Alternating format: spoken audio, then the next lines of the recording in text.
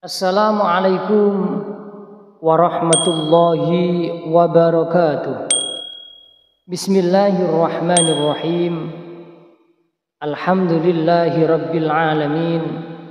Wassalatu wassalamu ala asrafil anbiya'i wal mursalin Sayyidina wa maulana Muhammad wa ala alihi wa sahbihi ajma'in. Amma ba'd.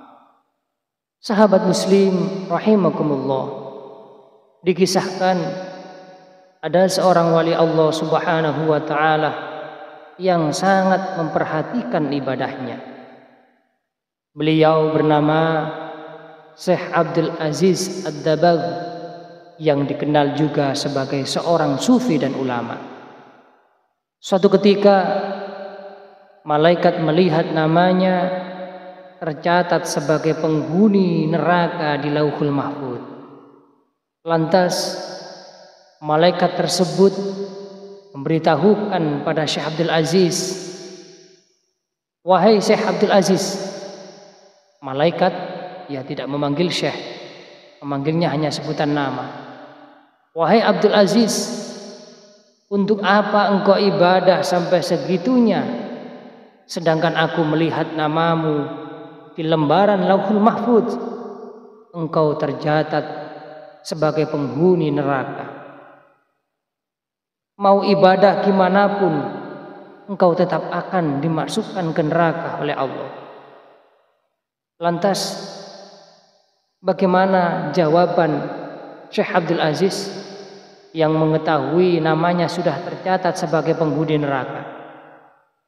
Syekh Abdul Aziz tak menghiraukannya. Beliau tetap beribadah kepada Allah subhanahu wa ta'ala, karena tujuan beliau bukan untuk surga atau neraka. "Wahai malaikat, surga dan neraka bukan urusanku. Aku diciptakan oleh Allah subhanahu wa ta'ala hanya untuk beribadah kepadanya. Sebagaimana Allah subhanahu wa ta'ala berfirman, tidaklah aku ciptakan jin dan manusia kecuali hanya untuk beribadah kepadaku. Mau aku masuk surga atau masuk neraka, itu adalah kehendak Allah subhanahu wa ta'ala." Begitulah jawaban Syekh Abdul Aziz ketika mengetahui namanya yang tercatat di Lauhul Mahfuz sebagai penghuni neraka.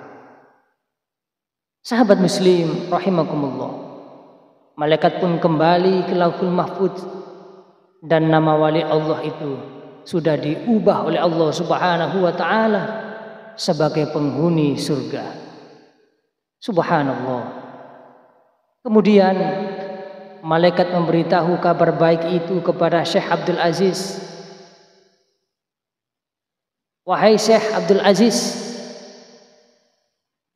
namamu telah diubah oleh Allah subhanahu wa ta'ala, sudah menjadi penghuni surga.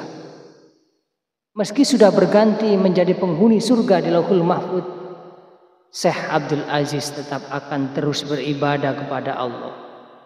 Karena dengan beribadah, ia ingin mendapatkan ridho dari Allah subhanahu wa ta'ala." Apa jawaban dari Syekh Abdul Aziz? Beliau menjawab seperti ini ketika malaikat memberitahu namanya sudah tidak tercatat di Lauhul Mahfuz sebagai penghuni neraka. "Alhamdulillah, walaupun begitu aku tetap tidak mempunyai kewenangan memilih surga atau neraka. Karena itu adalah hak Allah.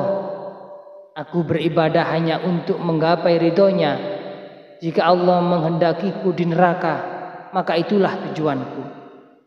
Jika aku menjadi penghuni surga, itu adalah ridhonya Allah subhanahu wa ta'ala."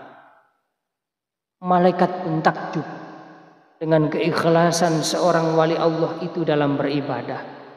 Malaikat mengatakan bahwa keikhlasan itulah yang membuat Allah ridho kepadamu dan mengubah namanya menjadi penghuni surga.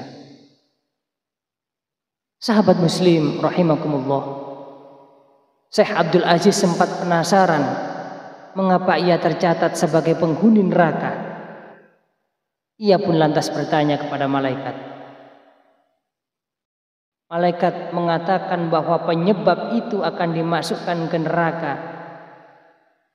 Malaikat mengatakan bahwa penyebab ia dimasukkan ke neraka karena saat beliau berusia 15 tahun pernah pura-pura tidur ketika ibunya akan menyuruh membeli sesuatu. Sang ibu akhirnya tak jadi menyuruhnya pergi ke pasar karena merasa kasihan melihat anaknya sedang tidur.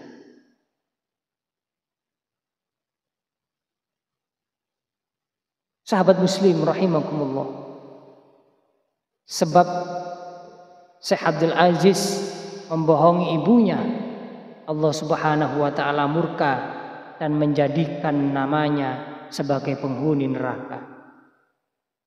Mendengar hal tersebut, Syekh Abdul Aziz beristighfar dan memohon ampunan kepada Allah Subhanahu wa taala.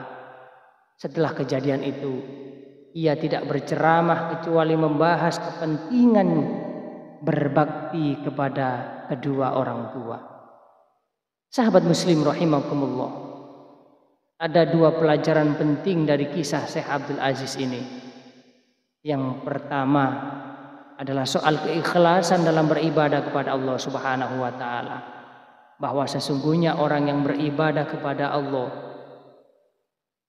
sejatinya hanya untuk mendapatkan keridhaan tanpa mengharapkan surga atau neraka. Sedangkan yang kedua tentang pentingnya berbakti kepada kedua orang tua.